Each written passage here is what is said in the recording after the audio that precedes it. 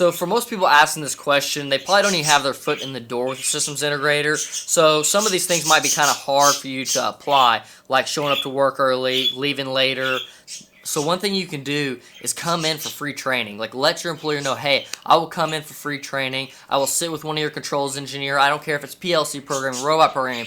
Don't be picky. Just say, hey, I'll take whatever you can give me. I'll look at prints. I'll do whatever.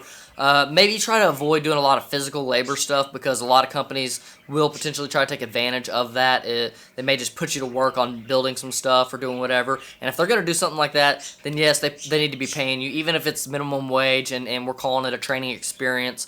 But if you're going to be doing a ton of that, I would just overall try to avoid a lot of that. I would rather work for free and put in the time sitting with their controls engineer, because that's what's going to leapfrog you years into the future, and that's what's going to actually that's what's actually going to get them to hire you into a controls engineering position. Doing like mechanical assembly, it's going to be hard for them to make that leap.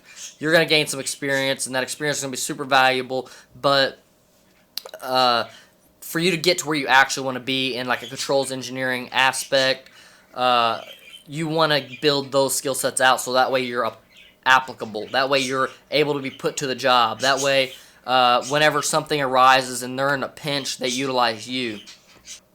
So I wouldn't be picky at all. I would just choose whatever it is that they have, a PLC, robot, some type of structured text, even if it's vision system set up, any aspect of any of that.